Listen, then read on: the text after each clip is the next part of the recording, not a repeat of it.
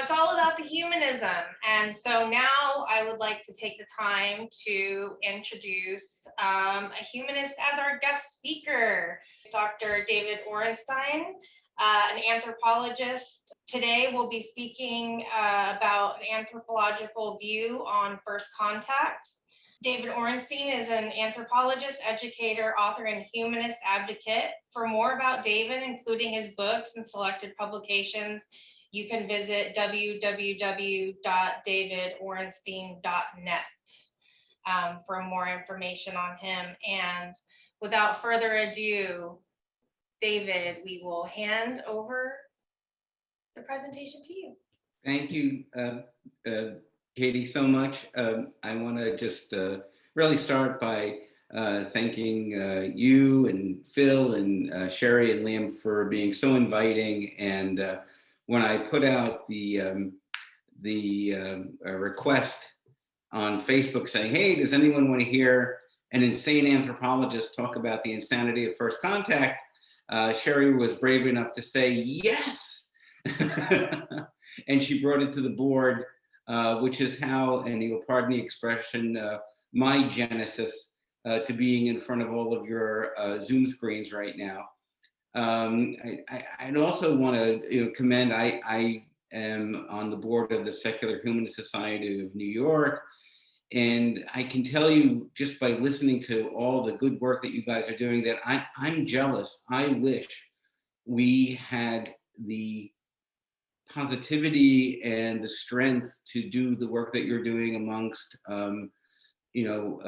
people who don't have and who have really fallen through the cracks. And I really admire everyone's work individually and collectively because it shows not only how humanistic we can be towards each other, but generally and more specifically how humane we can be towards one another, which is the root of humanism, which is the root of making a difference, a positive difference in the time that we are all here together. So it is really very special for me to present to you today on a more ethereal level. And I also want to say that I am not an expert in this field. I've been an anthropologist for 30 years, but I've only been interested in first contact as well. And so while it's not directly in my wheelhouse, and some of you may know a heck more about the subject than me, I hope that regardless of this potential fact that you'll still be entertained. With that said, let's get started. So the first thing it's important to think about is the relevance of really not only the talk, but the idea of making first contact. This is from the New York Times from June 1st. And I'm always updating my PowerPoint. So this wasn't even in the one that I shared with Sherry from a few weeks ago. We are seeing that our own government has spent decades of money, of expertise, of time to see if we in fact have been visited by people or species from other planets. And rationally speaking, the fact that the government could not come to an objective view, yes or no, they've taken the rationalist point of view of saying that, well, we have all this data, but we really don't know what we're looking at. And so while they can't say definitively yes or no, they can't rule it out either. And this really is sort of the Carl Sagan view.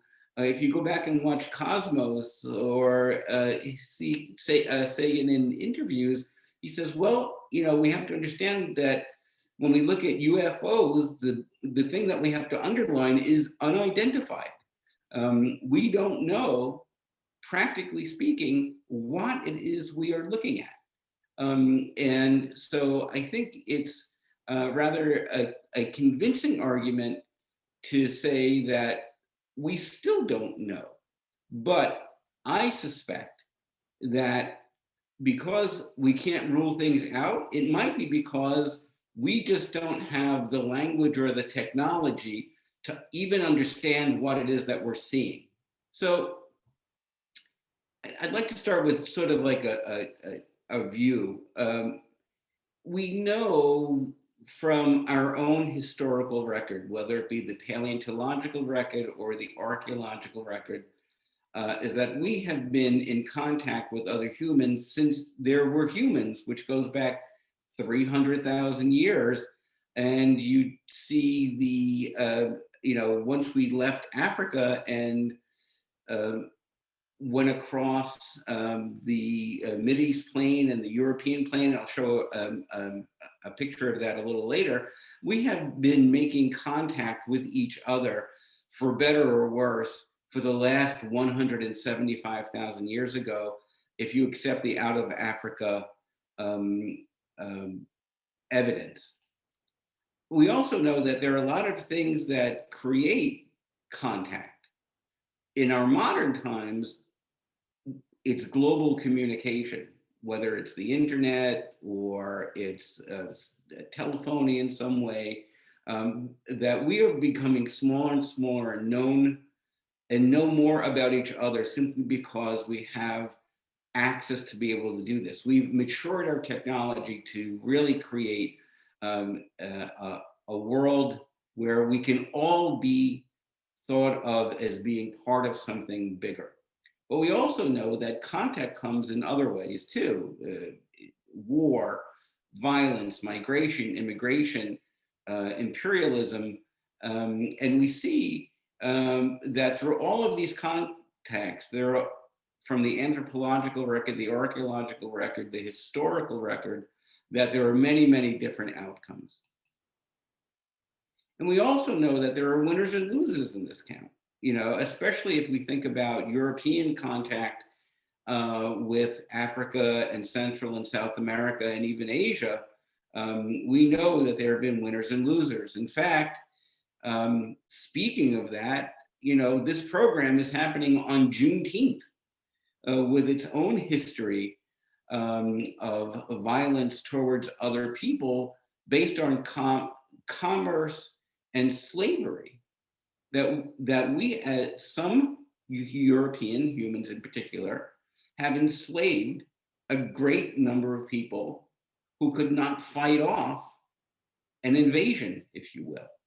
And even today, we know that there are countries who are economic powerhouses that are subverting the cultural sovereignty of poorer people in poorer nations, whether it's done for economic reasons, whether it's done for social reasons.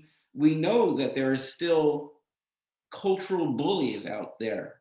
There are nationalistic tendencies. There's nativist tendencies. And we know that this happens, right?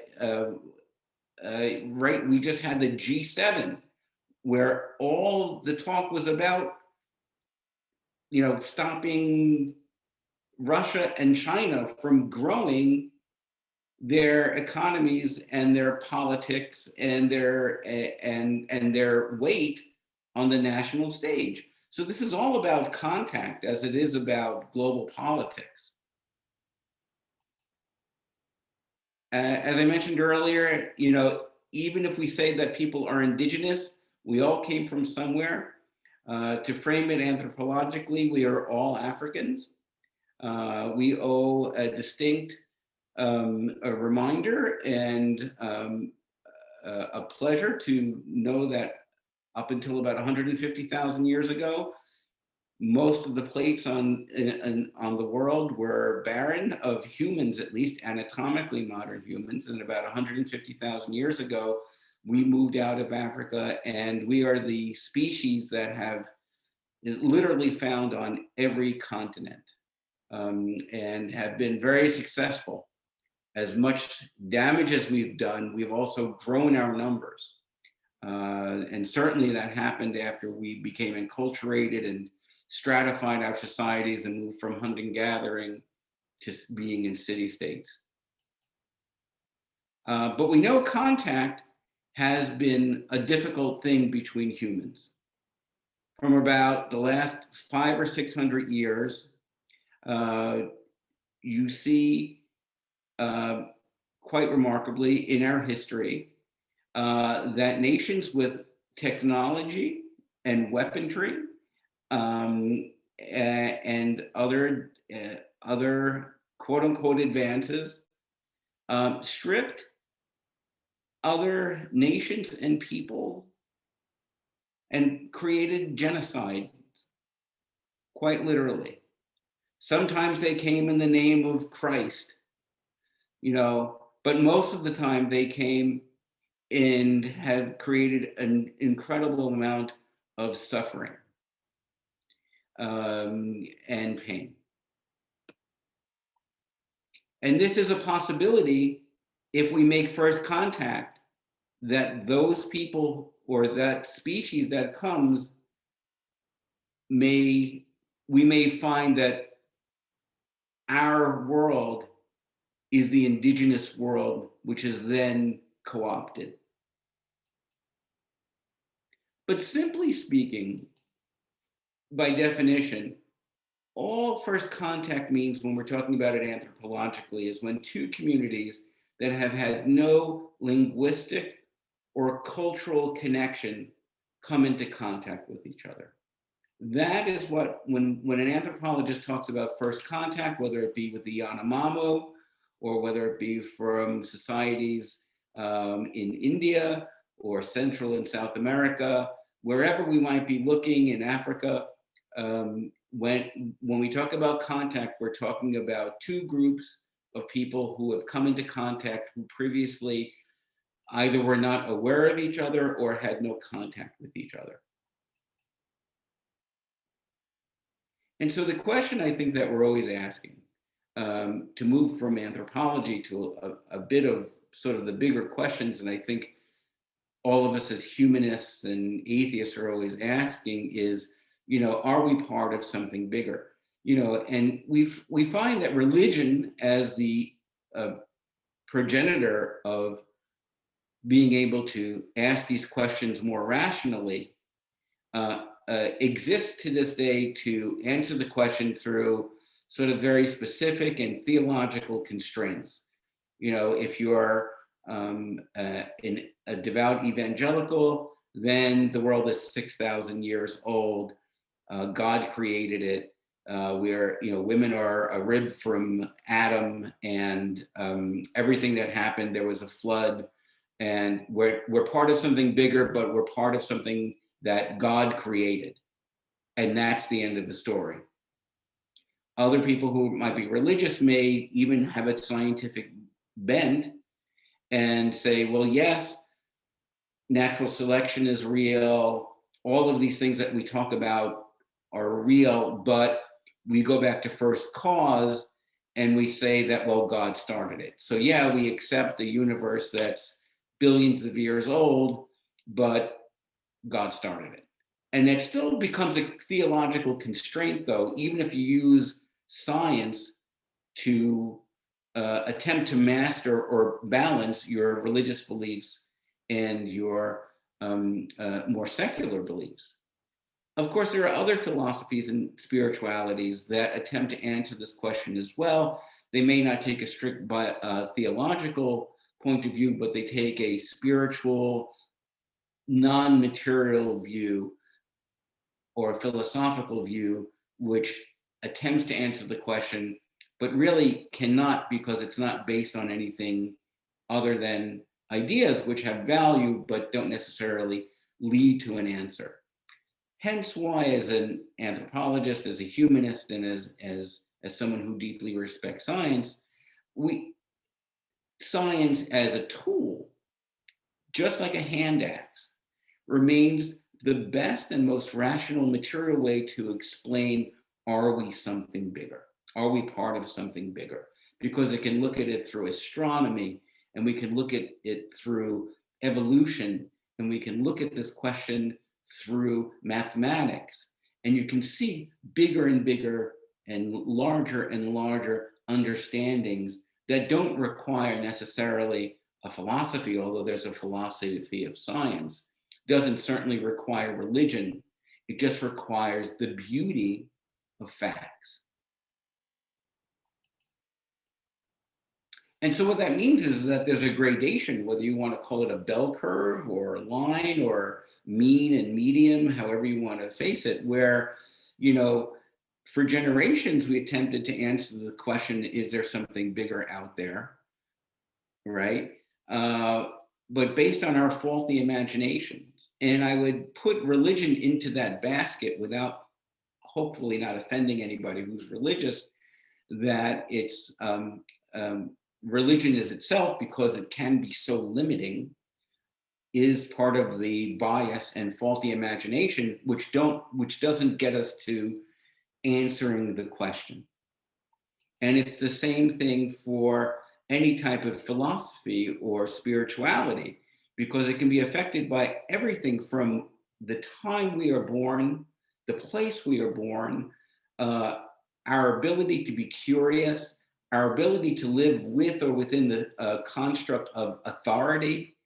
And so there are all these subjective things happening when you're dealing with philosophy or other ideas that aren't scientific per se, which also limit. It doesn't mean that we can't learn from this, but it's still opaque if you're not using the scientific method. And in that case, you're really looking at being able to answer the bigger question by using the scientific method. In other words, we look at things that are testable, that things are observable, that things are considered facts that aren't subjective, and that things that go through peer review and are dissected.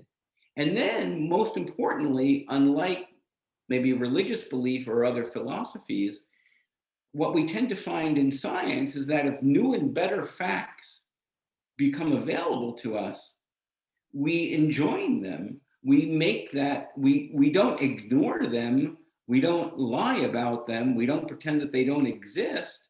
We actually include them into our thinking to create a more modern view of nature and our knowledge. And that's the power, the true power of science, whether you see it as a culture war issue or not. But that is the true power of having a scientific, rationalist, humanistic view of the world versus one that might be based in a philosophy or in some aspect of theology. Case in point, the Drake equation, and which leads to right into our discussion today. The Drake equation really looks to see how many possible civilizations are out there, species that may have not only evolved, but evolved to a point where they don't blow themselves up, where they've created technology in order to then become spacefaring civilizations. And the end can be a million, whether you're looking at the galaxy or the solar, the galaxy or the universe, where it can be, whatever you put in for the end is going to be what comes out at the end of the equation. So if you say it's 10 million potential civilizations or a billion civilization, you're going to get a different number at the end. But it means three important things. The first thing that it means is whether you put the lowest number in possible or the highest number in possible to start. What it means is that we're assuming, or actually we're accepting, we might be assuming, but we're accepting that we are not alone. Because the Drake equation is a conversation, if you will, right? So if you say it's 10 million civilizations and your number is, a million civilizations out there in the universe, that's one thing. But if you say it's 10 trillion, that gives you a whole other number. But whatever number you put in, it suggests that there's an understanding that we are not alone. And it also means that the universe and the cosmos, I'll use these interchangeably, and certainly our galaxy is alive with species that might be able to transfer transfer themselves long distances over short periods of space-time. We're at the edge of the water, as Carl Sagan likes to say with this stuff. And he passed away in 1996, so he never, he said we might go to Mars. Now we're going to Mars. We're going to be going. We're going to be moving. The big constraints, of course, are things like time and gravity and things like that, which we haven't mastered yet, or dimension. And the implication is, I accept at least, is that because we are not alone in this universe, in this cosmos, there will be a time, perhaps not in our lifetime, perhaps not in our children's lifetime, or in 10,000 years, but eventually we will come in contact with a spacefaring species or civilization. And the question is, what do we learn from that? And what do we learn as humans in order to be able to handle this information when it comes out? As an anthropologist, I look at it almost from the point of view of,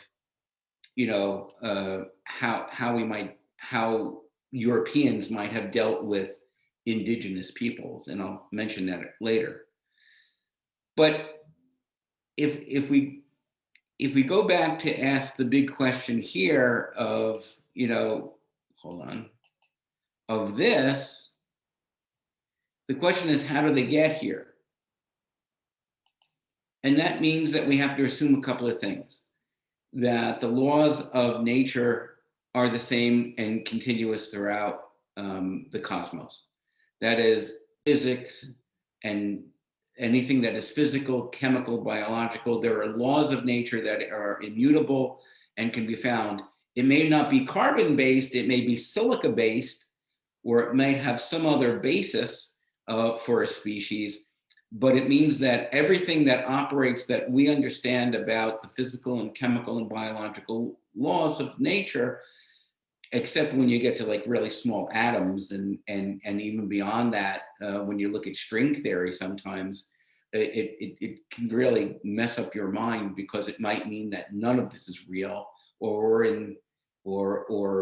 we are in some type of hyper reality.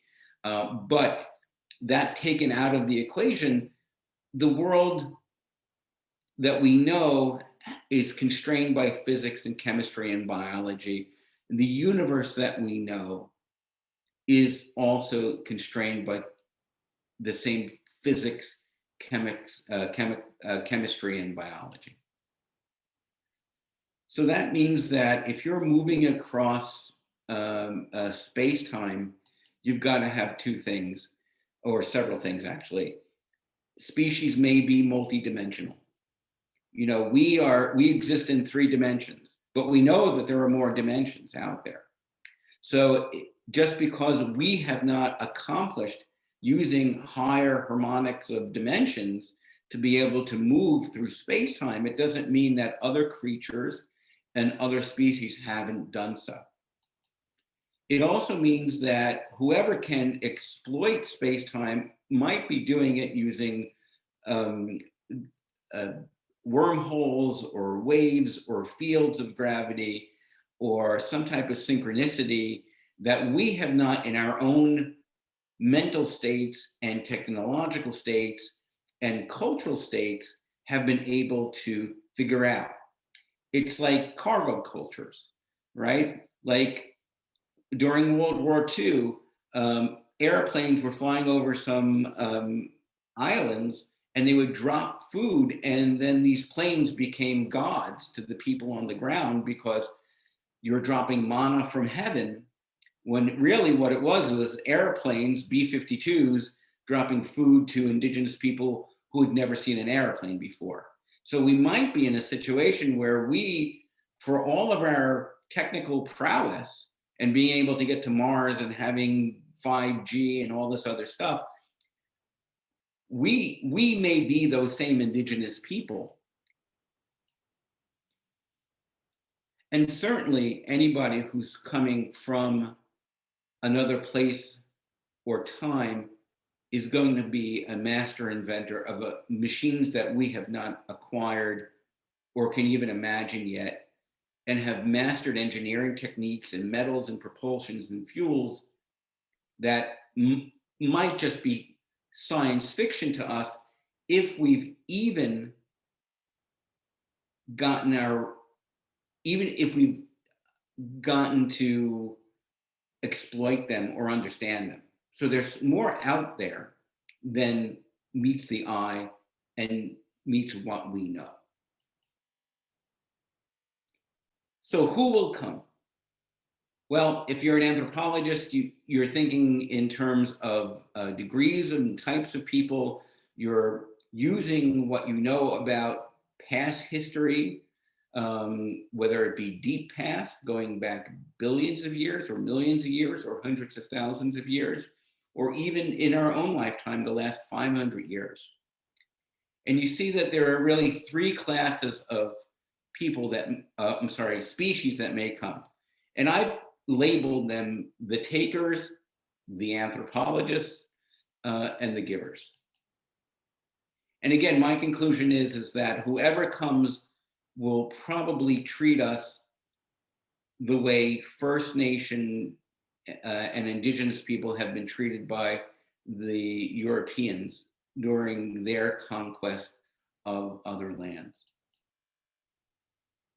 So the question is, how do we communicate? Well, if it's the takers, it won't matter because they won't see any value in conversation. Their goal is to take, plain and simple. They don't need your opinion. They don't want your opinion. You don't matter to them. So there's no need to communicate. If it's people who are, I consider the anthropologists, they will have already studied our species. They will already know our language and will be able to communicate within our language groups. And it may not be English, but that will definitely be the case. If it's the givers, they will give to us, but they will also require from us to use their language. And that language can either be symbols, it can be rhythm, sounds, it certainly will be mathematics. And so you already see a wide swath of how these three groups of potential species to make contact will act upon us and our ability to communicate. So the takers are basically the imperialists. You know, they are coming here with their own philosophical, economic, religious, or other feelings of supremacy, and they will see us as, just as Europeans saw other people as not human, they will see us as not worthy. And that does not bode well, because if they have the technology and the firepower, they will capitalize on our inability to fight back, because we will be chucking the equivalent of spears and they will be using other technology to essentially wipe out humanity. There will be genocide and mass extinction. These are the takers, because they're not here for our benefit. They are coming to us for their benefit. They will, if the need comes, if there is a need, they will enslave us. They might even use us as a source of protein. They could potentially use us for vile entertainment. Think about the Roman Colosseum, right? Putting people in with their creatures to see what happens when we get eaten by their 6,000-pound tree sloths, okay? For them, it will be the equivalent of stepping on an anthill. Now, we all have egos, and we hope that we're on the top of the food chain here, but we just might not be. So if these are the people that come, they will ultimately loot and deplete and plunder the Earth's resources. Now, I have to say, this is the hardest one to take, the hardest pill to swallow, but it's also the one that Stephen Hawking believe would happen. So there's some authority, and not just mine as an anthropologist thinking about this stuff for decades, but here's someone who I think we can all agree on is, at Einstein level in terms of thinking about the world and the universe and galaxies, and has had a huge impact on our understanding of physics and astrophysics. And he believes, or he believed, I should say, that the takers, should they come, that we would not really survive for very long. Then we've got um, and let me just go back. So we've already thought about this as a species as well, because it's in our nightmare scenarios, right? If we remember the Borg, Independence Day, Mars attacks, Terminators, here's a list of those civilizations that have come and attacked Earth with no regard to any of our individual or collective humanity. Or if you're the Hitchhiker's Guide, the bureaucrats who don't care one way or the other, they're just the imperialists. They've got a job to do, and if it means wiping out your planet to put the galactic highway through, sorry, your Earth, your world doesn't really matter. We've got a job to do. So the anthropologists are a group who I like to call, because this is what modern anthropology is really, certainly from the 20th century, is the non-disruptors. Those who are not cultural imperialists, those who accept the idea of doing no harm, those who accept the idea of observing but not intervening, right? So some people might see that as a cruelty in itself. However, if you're doing cultural anthropology, you realize that the last thing you want to do is put yourself into the mix, because then you're going to have a massive effect on the people who you're with. So if you're doing modern cultural anthropology, the term that we all learn from the time we're yay high in anthropology school is do no harm. There's a non-intervention directive.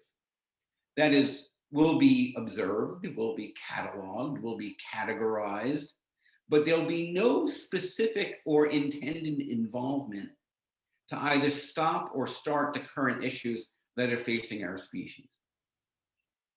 That is, it's almost like a form of cultural relativism to allow us to go on to remain on the track without any intervention. In fact, I postulate, going back to the first slide where we know that things might have visited us, but we don't know what they are, this is exactly what they might be doing right now. They're either ignoring us or avoiding us, but we happen to see them, but they're not making contact, right? So they're gathering all this data on us, because why else would you visit? But they're not communicating. So there's a real value to self-determination. And there is the capacity to change our human history, but those tools won't be purposely shared. They might be accidentally shared, but they won't be purposely shared. And again, this is not my idea. If anyone enjoys Star Trek, you know that the model here of non-disruptors and doing no harm is one from, Gene Roddenberry from Star Trek, the first directive, don't mess around with the culture. And that's what Franz Boas in 19th century or 20th century anthropology said, and what's really made cultural anthropology so important for understanding other cultures while trying not to disrupt them. So where do we find these people in our fiction? Well, we've got Starfleet Academy. We've got Superman, who is from some other place, and he's just here in the guise of Clark Kent. Clearly, he does get involved, but that's not really why he was sent here. These people could be our future selves even. If we're talking about aliens, we might be putting into a category our future selves. So we've gotten to figure out how to do time travel, but we clearly don't want to change the paradox. So we may come and observe and visit, but not change anything, because if you change anything in the past, you wipe out the future. And of course, the very funny movie Paul was like that. And again, Hitchhiker's Guide, the actor, the character Ford Perfect was yet another one of these people here to observe, takes a human guise, and is not supposed to really involve himself. And the givers. Well, these are the people who, if the worst case scenario are the takers, the best case scenario are the givers. And we know that who they are, because they're the ones who want to share. They're the ones who want to give us their technology. They're the ones who are the teachers who take a parental approach. Those who want to see us partner with them and other species that are spacefaring to change essentially our existence. And the givers, of course, are those, if I know I've mentioned Carl Sagan before, you should know I'm a huge fan of Carl Sagan, so he comes up often in my talks. But this was Carl Sagan's point of view, that people, where Stephen Hawking was, these people are so advanced, they will come here and wipe us out intentionally or non-intentionally, simply because we are so not at their level. Where the opposite side of that coin are the givers in Carl Sagan, who says, well, these people have mastered these things. They've mastered to the point of where they understand the importance of peace and generosity and humanity. They're the humanists, if you will. And then they, of course, will then see us as fledgling attempting space flight, and they will come down from the skies, or will show up in some other way and share with us their knowledge to improve our lot in life as a species. Of course, the people who really aren't going to like this are those who are going to reject this type of positive intervention because they have the most to lose in terms of their power and authority. So who are the cosmological givers of our fiction, right? We've seen them before, and we know that if you've seen the movie Contact, or if you've seen the movie Arrival, or the alien and robot from the Earth, the Earth stood still, they're going to stop nuclear war, Close Encounters, The Hitchhiker's Guide, you see it again in our fiction.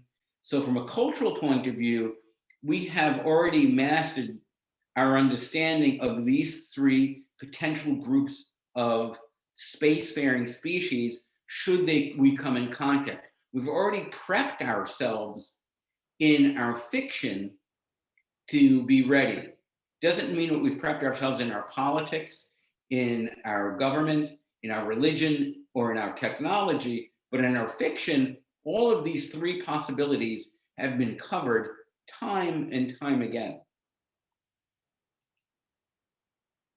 So the 5 top things for me, regardless who comes, is that this will prove that intelligent life is abundant in the cosmos, or is more abundant at least. We won't have to wonder anymore. If we go back to the first slide where it says we can't be conclusive, now we have a conclusion because contact has been made. It will show as well that we are not, for want of a better word, created in God's image, right? That we are not the means to the top of a philosophical or biological or religious food chain, that there are other species out there that are doing it and have done it better. It certainly, depending on who comes, right, will enhance our understanding of the natural sciences, and more specifically, both physics and engineering. So if you're planning to study those areas, if you haven't gotten to that point yet, bone up on your physics and engineering, because hopefully there'll be, and your mathematics, because there will be an element that will require that of us. And hopefully it will allow us for increased knowledge of the natural world and the universe beyond our current understanding. We could not help but adapt, if you will, if we are acknowledged and we acknowledge a spacefaring species that doesn't have our worst interest at heart, but if they have our midline or best interest at heart, we will of course increase our knowledge of the world. And ultimately, it will fulfill not a destiny, but our future in a way, because if we cooperate or attain or join, or in the worst case scenario, fight off any of these three groups, that will lead to our future once we know the intentions and motivations of the species that has come and made contact. So how will human culture adapt and change? Well, if it's the takers, it won't matter because we'll be decimated. We're goners. No one, they don't care. We won't change because we won't be here long enough to change. You know, all types of evolution, whether it be biological or cultural, take time in order to resonate. And if the takers come, we won't be resonating.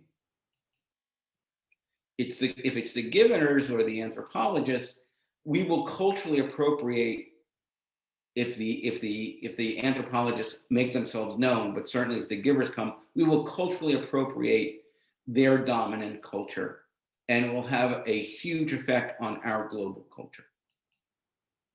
Because we've seen it time and time again with all of the changes and artifacts in when human civilizations have made contacts, that cultures change.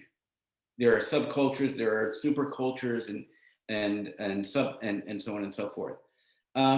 It may mean, hopefully, if it's the anthropologists or the givers, that our civilization could thrive if we move past war and violence, if we see ourselves as not just on this ball floating in space, but part of something that is much bigger and a larger fabric once we are acknowledged. But I think because and this is important, humans will still be humans, competition will still exist, money might still be issues, there still might be poverty, there are all these things, but I think you'll see less of it depending on who comes, certainly not the takers, that our knowledge will grow and the attention that we get will probably might be for profit, but generally will be shared more globally, simply because, you know, anybody who comes from a spacefaring culture is not going to have most probably a pecking order for what we see as the most dominant nations on this planet. So that means that this will be a global phenomenon if we do learn from the givers and the anthropologists.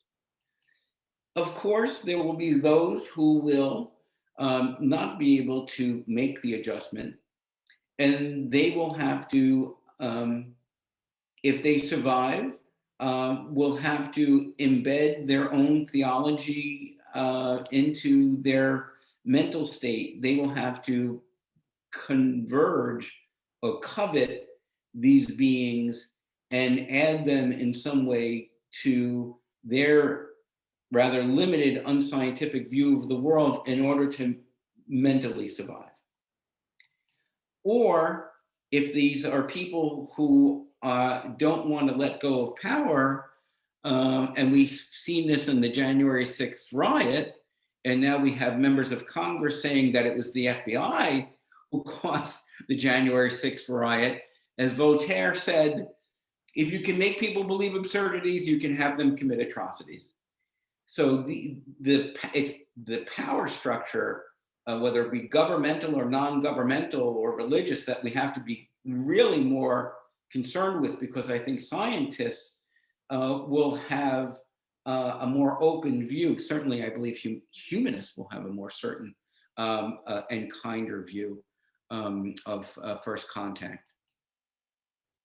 So there are three important fundamental concepts in anthropology that affect first contact. There's adaptation. That is how a species changes over time based on its environment. There's the concept of speciation, where you find, as Darwin did in his notebooks, shows how branches come off and different genuses and species evolve. And the third is extinction. So the three things that are operating all the time, as when you think as an anthropologist, whether it's culture, whether it's language, or whether it's biology, it's adaptation, speciation, and extinction. And that's every species on the planet goes through these biological, firstly, biological laws. I am not a social Darwinist, but you can see these things working within culture and language, and I'll show you in a little bit, right? So these are distinct operations, and they all lead to different outcomes. All right, so here are three trees. Like, culture is a living organism. You are not your parents' culture. You don't think like your parents. You certainly don't think like your grandparents and your great-grandparents. And you don't think like an anatomically modern human that just left Africa. Why? Because your ecology has changed, your culture has changed, and it is constantly changing because of all of the inputs: social economics, technology, politics, where you're born, ecology, and so on and so forth. So culture itself is a living organism. And of course, the biological tree of life, as I showed you on my coffee cup, and here's a very good substantial view of it with many of the genuses on the planet. And then of course, language, because language is alive as well, and it comes in many forms: spoken, written, symbolic, and it changes over time as well. Anybody here tried to read Shakespeare in Old English will know that there's similarity, but it just doesn't look the same. Anyone who knows modern slang knows that words like cool can mean lots of different things, right? My students like to use the word dead ass. And if you don't know what dead ass means, then you're maybe not in an urban area and you're not working with urban kids. It means you're joking, or you've got to be kidding me. So if someone says aliens landed, you would say dead ass. Like, I can't believe it. Right? So with culture, with adaptation, it happens when cultures come into contact with each other, and the philosophies synthesize, but they adapt into the larger culture. That is, there's no cultural speciation.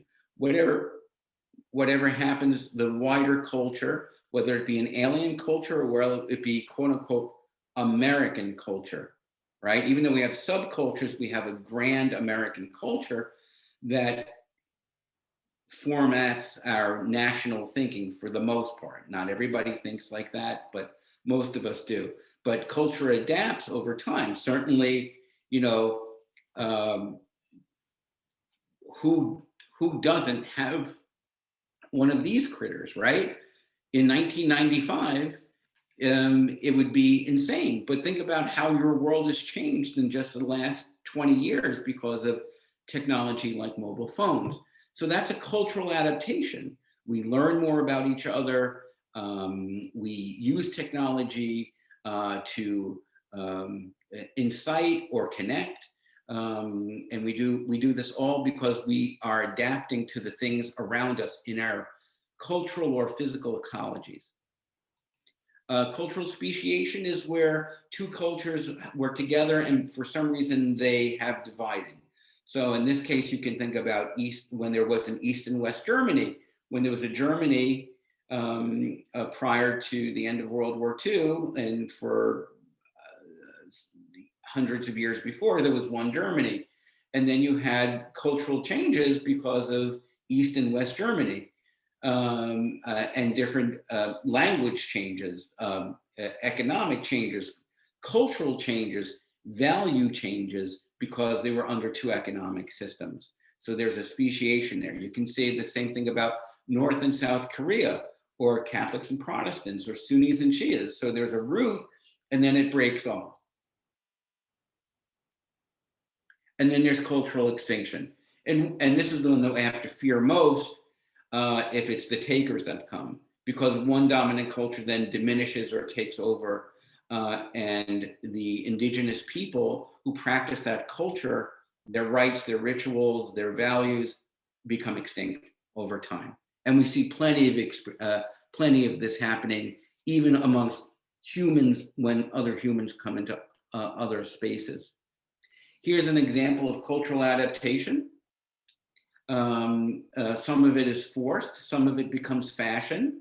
W.E.B. Du Bois, of course, talked about this, with the double consciousness of being Black and being American, right? And you see, of course, things like cultural appropriation, right?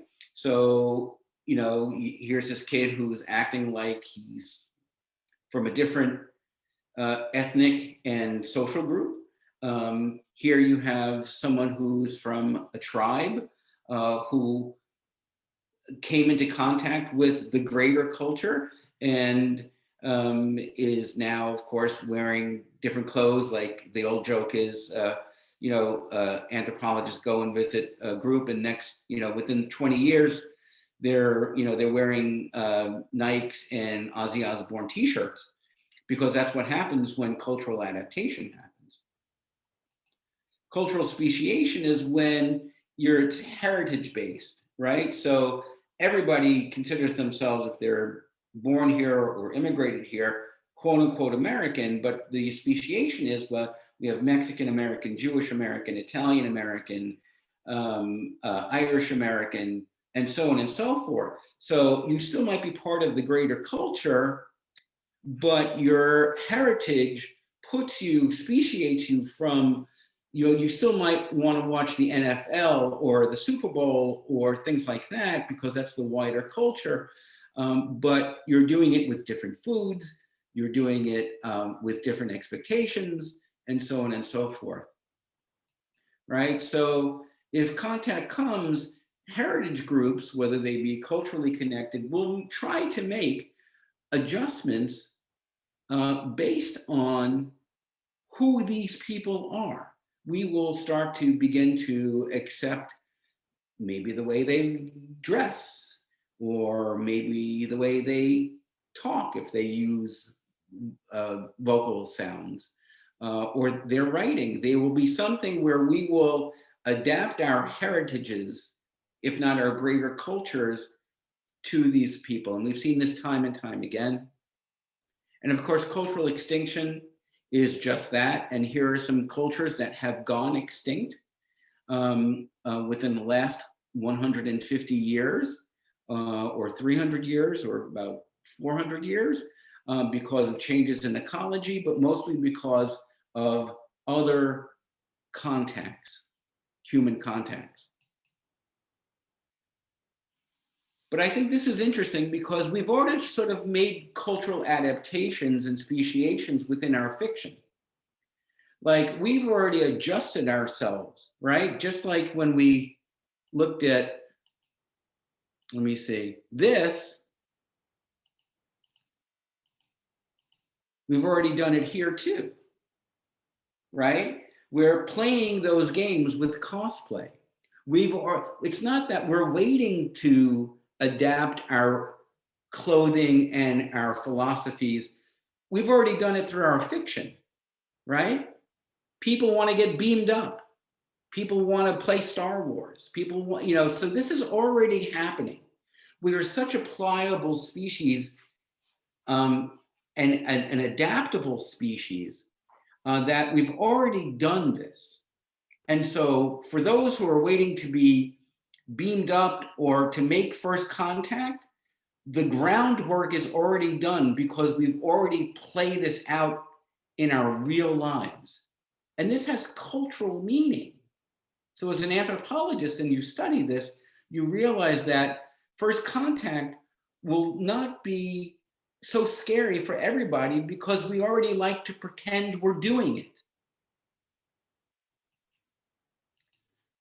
So then we move on to adaptation, speciation, and extinction in language, and we see the same things, groups coming together, words enter and exit a lexicon, words change over time, and so they become normal context within speech. Linguistic speciation is where dialects come into root here, where maybe there's a root language, and then it moves into succinct different dialects or different tonations of speaking. And what comes with that is also changes in cultural identity. And of course, linguistic extinction, like cultural extinction and like biological extinction, is extinction is forever. A dominant culture overtakes and diminishes a society to the point where you can no longer practice the language that was practiced by your forebears. And we see linguistic adaptation, right? Generational words, chicken, dope, dead ass, yo mama, bro, supersize, iPhone, URL, right? Words that entered the lexicon that if you said them 20 years ago, people would not understand. And it's the same thing when you have words adapting, when different cultures migrate into the larger culture, right? So words like pajamas, which is an Indian word, algorithm is an Arabic word, bagel, abandon, ability. These are words that come from outside of English, but make it into the lexicon. So they get adapted into, and then the meaning becomes real to the people who speak the language. When we're talking about linguistic speciation, we're really talking about things like Black vernacular English, Spanglish, Creole, Cockney, Yiddish, the Romance languages, and sort of the list here, where you have root languages that diverge, and with the diversion comes not only new words, new meaning, but cultural relevance as well. And language extinction, this slide is exactly like cultural extinction because you cannot have a culture without a language, and frankly, you cannot have a language without a culture. When one goes, the other goes. So all of these languages, just as all of these cultures, are gone. Nobody speaks them anymore. When we're talking about pre-linguistic adaptation, well, here we are again. A Klingon dictionary, the haptics from the movie Arrival, the language of the universe. So you see that we're doing this already in that we are adapting and speciating in seeing the value in making these connections that have nothing connected to any human language, not only just English, but any human language. And of course, with biology, and this is Darwin's work, where adaptation happens over time, depending on where a species is in its ecology, and an adaptive advantage because of gene flow or gene drift, or all these things happen at the chromosomal level to lead a species to be able to develop binocular and stereoscopic vision, a large cranium, bipedal walking, and so on and so forth. Speciation, of course, is when one or more species develops from a root. So if we look at, from a biological point of view, Homo erectus is the progenitor of both anatomically modern species and anatomically modern humans, and Neanderthals. So again, that's the speciation. That's the breaking point, as you can see here. I had no idea that this coffee mug was going to become so important for this presentation. And of course, extinction is just that, where you cannot breed fast enough or adapt enough to be able to continue the lineage, and you become extinct. And that can happen through mass extinction, background extinction, local extinctions. They're all actually, if you study anthropology and you understand that there are probably about 6 or 7 different types of extinction. So with biomass in contact, you know, we are the 1%. 99% of all the species on the planet are gone. Okay, we and all the other species that we know about, which is about 1.3 million, are the 1% that's left of the 99% that have died out over 4.5 billion years. And biologists estimate that we might know about 1.3 million species, but biologists estimate that there's about 8.5 million species that we don't know yet, which means that the majority of the species are still unidentified. If we go back, what does that say about the Drake equation? And what does that say about the cosmos? So we estimate that there's another, 7 million species on the planet that we guesstimate actually exist, but we don't know. And we've got an entire cosmos, an entire universe, an entire galaxy. Forget about the larger universe, the galaxy. What could be in there? Isn't that wonderful to think about? So again, when you think about the Drake equation, when you think about, if we've only been able to figure out 15% of the Earth's biomass as we currently understand it in our current science, there's a whole hell of a lot we don't know, right? Dark matter, which is the majority of the universe. The 2 links here, this was the first one was at the close to the end of Planet of the Apes, where Taylor kisses Dr. Zira. The second one is, if you've ever seen the movie Galaxy Quest, you know that the actor who played Monk winds up having a very nice scene with one of the aliens, where all of a sudden you see her tentacles and they look at each other in the eyes and he smiles, and then they fall to the floor and the other guy who's watching says, "Oh, that's not right." But you have the YouTube links, so go ahead and watch them at your own leisure. I think they're really funny. And of course, if you're ever on an examining table and you see this, you know that there's some interspecies biology going on here.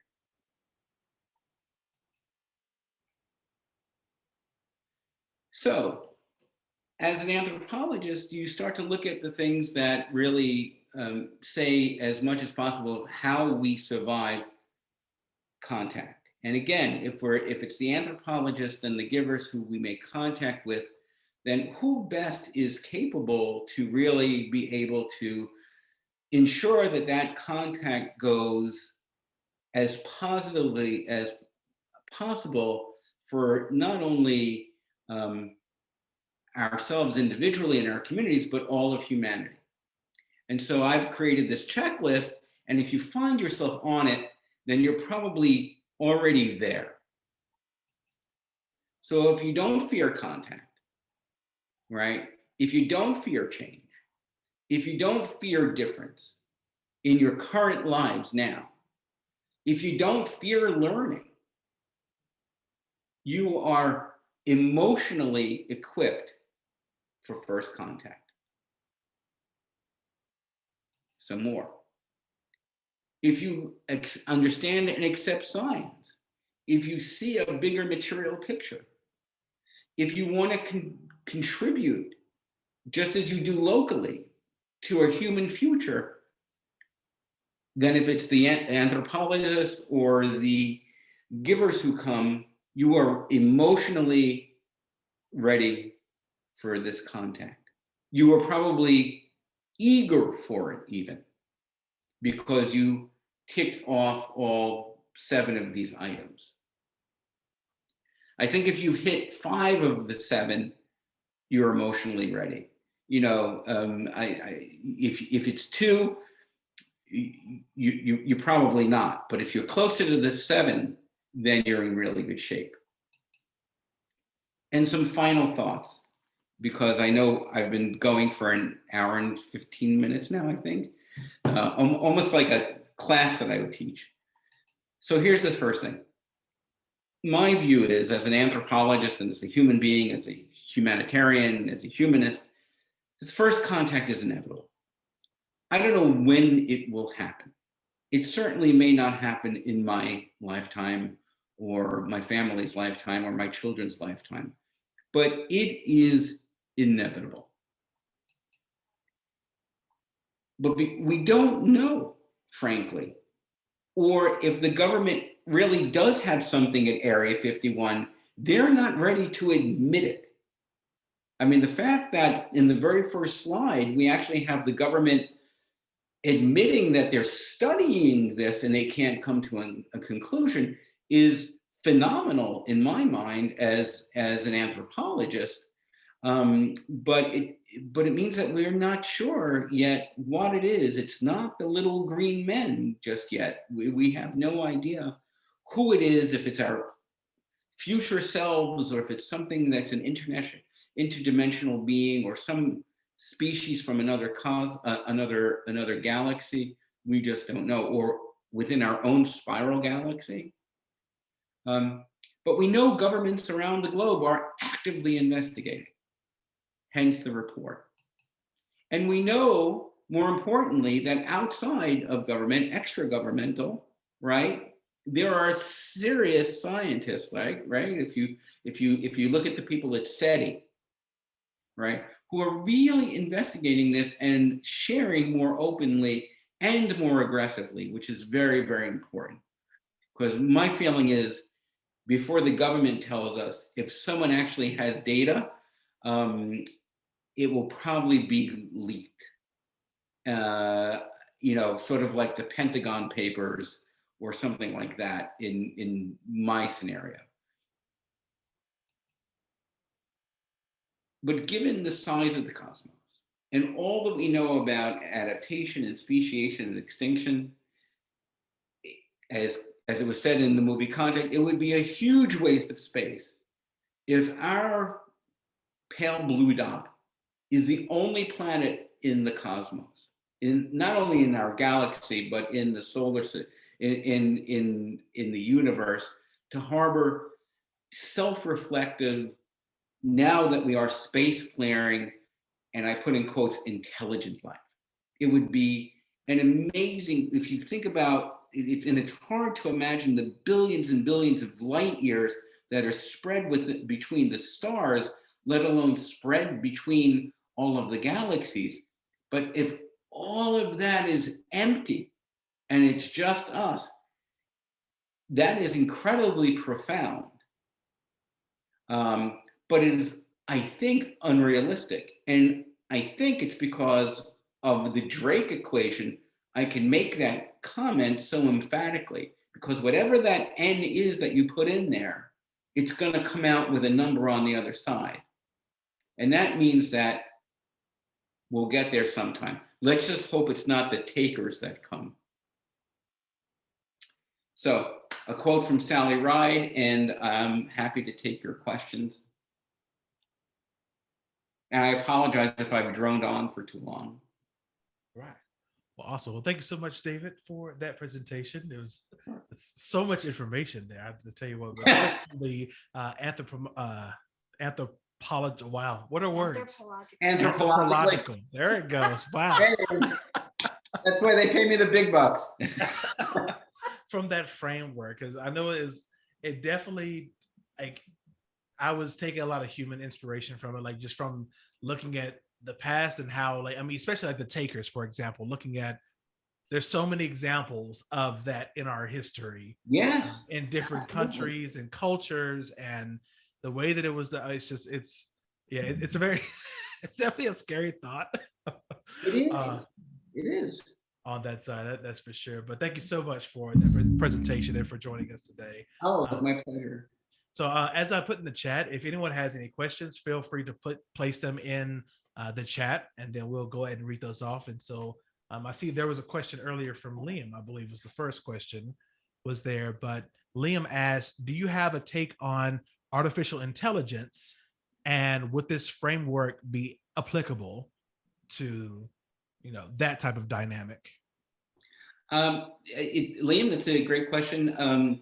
I haven't spent a lot of time thinking about it, but um, if artificial intelligence can be used to for us to make contact, rather than it being the other way, because in the other way, we're sort of just waiting around for one of the three groups to come. But if artificial intelligence can be used for us to make contact, let's hope that we do it in such a way that we reach the right people, or I'm sorry, the right species of spacefaring beings. I think that artificial intelligence can be really scary for a lot of people when we think about it, because we think about where does that place us? Where does that place our humanity? And where does what our ethics have barely caught up to how we're supposed to treat each other. Now we're talking about treating AI in certain ways. And it's very interesting because with artificial intelligence, we tend to treat artificial intelligence better than we treat each other. In other words, and there have been studies on this, where people have treated robotic creatures that are human-made machines with more empathy than they've treated the person down the street. Like if you knock over, people will like knock over a machine and say, "Oh, I'm sorry," just as a reflex. And so the way and if you start to create AI that looks like us, is a mirror image of us, then you're into realms of both science fiction and reality, right? At the same thing, that leads to a lot of different issues. So Liam, it looks like he put in a clarifying comment at the bottom to say that he meant in terms of if artificial intelligence becomes sentient, but I think that may have been kind of encapsulated. Oh, okay. I'm sorry. Yeah. Well, if artificial intelligence, I think we're still pretty far away from that, although I haven't studied the field enough. But if artificial intelligence does become sentient, then we're dealing with the ethics of almost treating another species as if it had human qualities when it's not human. And the question is, how does that artificial intelligence, how is it reflected? Is it just in our computers? Does it walk around like in that Will Smith movie, AI? Is it like the Spielberg movie AI, where at the end, where all it is those sentient beings that touch each other and transfer information and knowledge? So there's a huge ethics around, and then Carl Sagan said it best, we live at a time where fewer and fewer of us are dependent on technology that we do not understand. So if we reach a point where we create artificial intelligence where it becomes sentient, then I think we're in for a run for our money. I would agree with that. Good night. And Liam says, thanks there in the chat. Appreciate that question, Liam. So we have someone, so from the, from our live audience, such as it is. I'm glad it's not your dead audience. Audience member, you can't see her, but she's here. To the side. So Jackie, you want to read your question? I had two questions really. One was how much of Earth would really even be worth plundering after all the damage we've done? That might be more of a physics question. I'm not sure. Exactly. And the other one was, how do you classify people like the Europeans, where they think they're the givers, but really they're just doing massive destruction to culture? Would you? Because I guess that's perspective. They think they're givers. We think I would put them squarely in the takers. Because even if they were, to answer your second question first, Europeans did not come with like an Entenmann's cheesecake to make friends. They came to plunder. They knew what they were doing. They were going to plunder the land and they were going to plunder the people. Okay. And they were going to destroy the culture because you know what? You're all godless heathens and you're savages and you need to accept Christ. So these are people who are coming, maybe a percentage were, a very small percentage were trying to create some type of goodwill. In other words, here's our European culture and we're going to give it to you sugar-coated as we rape and pillage and plunder your lands and your civilization. But then there are others who were the religions and were the commerce and were the governments who were like, no, we're claiming this gold for us. We're claiming this for us. You know, half the problems that happened in the 20th century are caused by what, you know, the imperialism of the 19th century. So that's where I would put your European history. It's the same way of like, look, you know, it's of not taking a European centric view of the world in general. Like when they talk about the Dark Ages, right? When Europe was sleeping, the reality is the rest of the world was wide awake, right? You had Muslims doing math, you know, and doing tremendous science and creating out, you know, all these things. You had Asia flourishing, you had Central and South America flourishing cultures. So when you're talking about the Dark Ages, it wasn't the world, it wasn't like, you know, the world was in the Dark Ages, it was just Europe couldn't get its act together. The problem is that they got their act together, and once they did, they spread like a virus and killed an awful lot of hosts. As for your other question, you make a good point. We are, and it sort of relates to the other question, which is that in a way, sometimes we're our own worst enemies. You know, it wasn't until we moved from band life about 12,000 years ago, all of the climate destruction, all of the stuff that we've done to use and abuse land has only happened in like the last 12,000 years of human civilization. Because when we were living in bands, we were living very, very close to nature. And we were taking from it as much as we needed, but not really much more than that. But once we began to domesticate plants and animals, we're the only species who's done this, by the way, and we've done it successfully enough where now we're a danger to ourselves, where before the land created the ecology which created our human civilization. But once we began, we moved from hunting and gathering, and especially when we moved into like early city states, but certainly when we domesticated, then it was us controlling nature rather than nature controlling us. And what happened with that? Well, we domesticated land, species of animal. We had more complex societies. Our numbers began to grow. Our numbers began to flourish because we didn't have to move around as much, right? And with all that complication, fast forward just 12,000 years, this is where we are. We're now in what they call the Anthropocene. If you look at right, we're now in, and it starts at about 12,000 years ago. We were in the Holocene up until about 12,000 years ago, and now we're in the Anthropocene.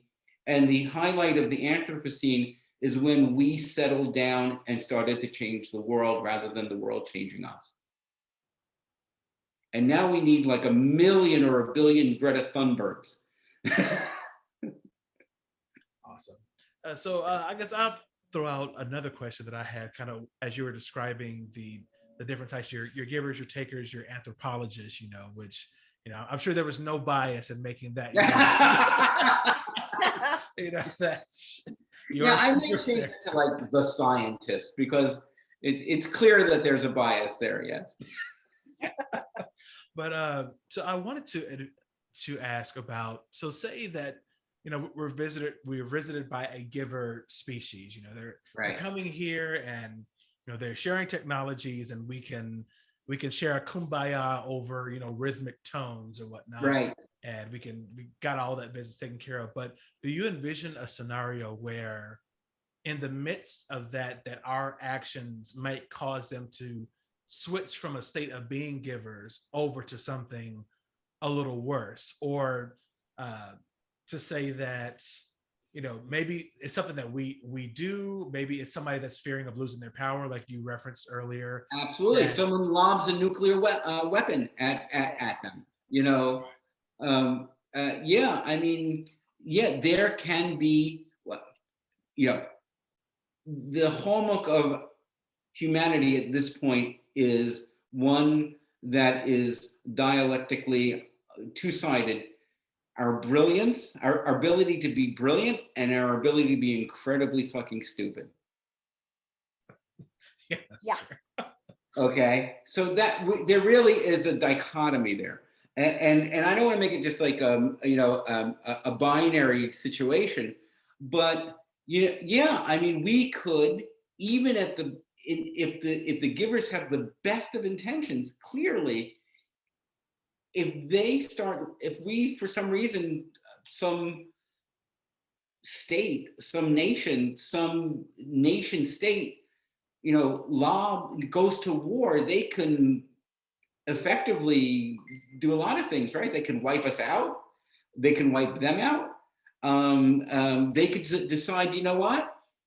We think that they're ready for spacefaring, but they're not at the point where they're going to do it in that kumbaya, in that way where everybody's boat lifts together. So you know what? We're going to come back in 1,000 years. So they could actively stop those people from harming them, or they could just say, you know what, we're going to go away. We made a mistake. We realize that you're not ready, and that's part of the Drake equation, by the way. If you look at the last of it, it's like not only the civilization, but the civilization that gets past the part of like war and wanting to blow itself up and kill each other for superficial reasons. You would have to hope that the givers understand that we're ready to give up the need to be inhumane to not only each other, but to accept what it is that these people are willing to give, these species are willing to give. but yeah, I definitely see. So even like in that best scenario, I could still see some act just based on recent history and the way that people act and etc. Of someone not even necessarily attacking those that are being the givers, that are offering this technology and Right. offering it freely and everything else, Right.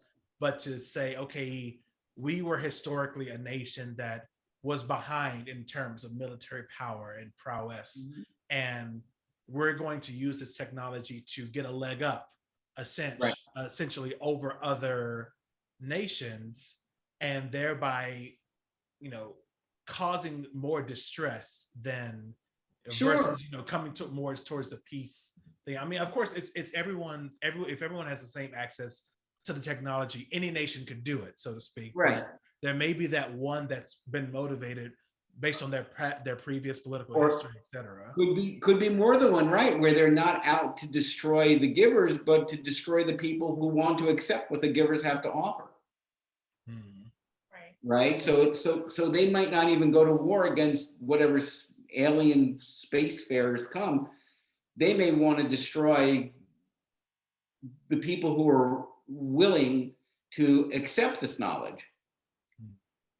Who better to destroy knowledge than fascists, or in some cases Remember, we know what happened to Galileo.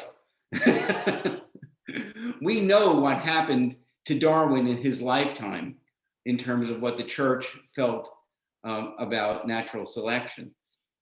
So yeah, we do have a very, as a species, a propensity for misunderstanding cues, cultural cues, and for misunderstanding meaning, or because of our culture, not willing to accept because we think that there's something, you're putting your hand out like this, but the fear is that you've got something behind your back, and once we take that, you're going to go like that. You know what I mean? So there's these real suspicions, and we see that play out even in American politics, right? Even between ourselves in the intimacy of our individual communities. So it's not hard to think that something like that could certainly happen if a spacefaring species, if the givers come and want to share this, if a portion of humanity is not ready for the quote unquote good news and might not just ignore the good news, but may actively work to disrupt other people from having it. Yeah, Leon put into the chat, any threat to religious patriarchy would engender resistance. And Absolutely. I could definitely see that with the existing power structures that are there. Sure. And because how do you explain, the most fundamental thing is we're created in God's image, right? right. What happened? Here comes along this more advanced civilization, and then right. And so we find out we're not the top of the food chain philosophically and biologically, as I mentioned earlier. What does that do to our ego?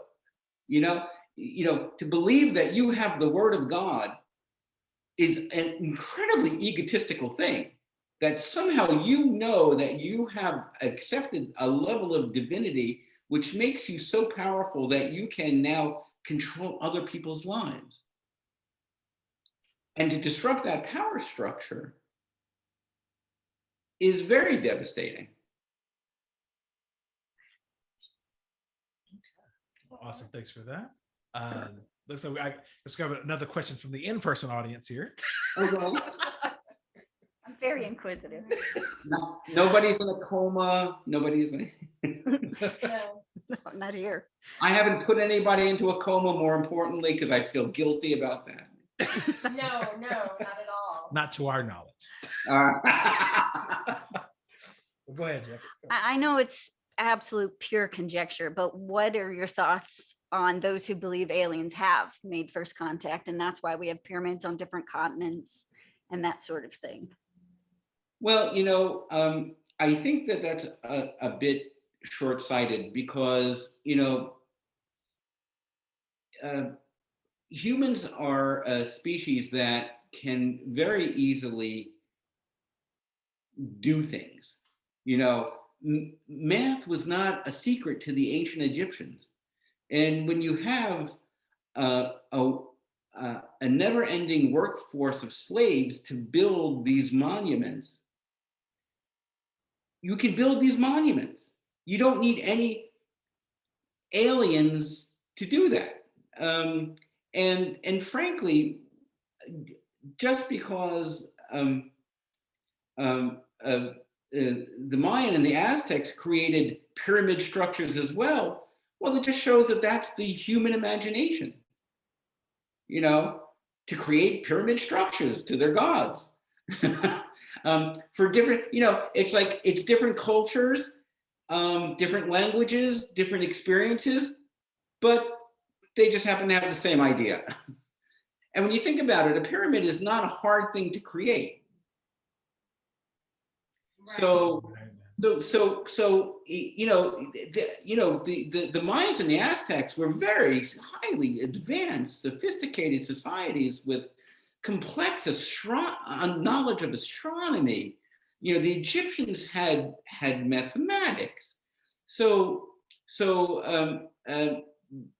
and I don't mean this in any negative way, but to think that we're not capable of doing this means that you don't think that humans are able to use the resources that we have evolved to create the same patterns of culture. But we do all the time in a lot of different ways. No one says, oh, teepees were made in the Southwest of America and teepees were made in Asia. Aliens must have made teepees. It's just because these structures have larger relevance, but they're still within the construct of what humans can invent. So they don't really require any intervention from an alien. Plus you have the archaeological record, which says that they did it and why they did it.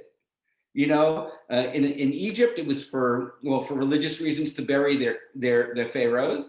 And in Central and South America, it was to, have a ritual sacrifice and for religious reasons as well.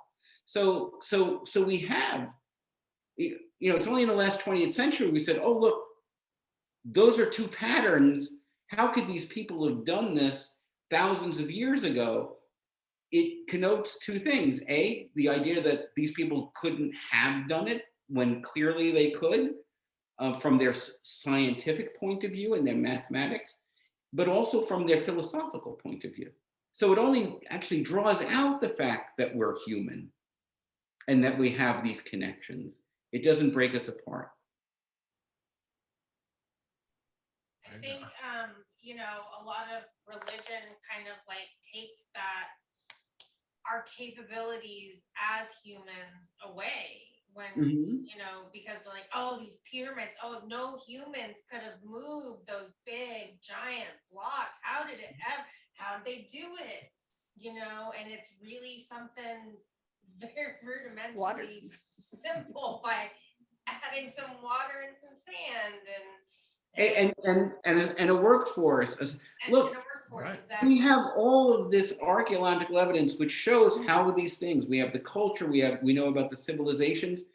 We don't have archaeological evidence of the flood, but that's accepted if you're religious. We don't have archaeological evidence of Moses wandering for 40 years in the desert, right? So, there's religious belief, and then there's scientific conclusion. And they are not compatible, in my mind. Oh, and by the way, and pardon me for interrupting. Here's something I always say when I do these programs. Let this be the start of the conversation. I know you're inviting me here, and you guys have been really beautifully nice to me and everything. And I thank you, and I consider everyone on this Zoom call friends. But look me up. I'm not a stoic. I'm not hidden. You can find me on Facebook. You can find me on Twitter. My email is available. My work email is available. If you go to Medgar Evers College, you can find me that way. I could even send you my Gmail account. So please, if you'd want to continue this conversation outside of the Zoom call, maybe not today, but in the days to come, reach out. I'm happy to talk. I mean, this is what I enjoy more than anything else. So thank you. Yeah, it starts off with surely a species capable of interstellar travel. Here, capable of interstellar travel will have mastered a high level of nanotechnology. Possibly, sure, yeah. I mean, we're in the process of doing that now. And there are a lot of public companies that have, or companies that have gone public because of their research. If they are takers, they could get billions of times more of any resources in the Kepler belt. Yes, that's true. From planet Earth, even if they blew the planet. Yes, I agree. We're not worthy of their time and attention because there's juicier stuff out there to steal. or to take from somewhere else. And if that's the case, that's great, because that means that if there are anthropologists or givers out there, maybe they would seek us out instead. So very good point. How do you pronounce your name? Oh, And you're silent. Oh, you're. yeah, like yeah, all the audience members are muted for. Oh, I'm sorry. You're muted. Okay. Yeah. I can't see. The lights are affecting what I can The see. earned. I'm not sure what that was intended to be, but It's okay. It's all good. Peace. I'm glad I'm glad you got a chance to get those comments read there. Sure. But Okay. awesome. But I think that is all that I see on that side. So, Katie, did you have something to add? I just wanted to close to say thank you so very much for your time. We really appreciate it.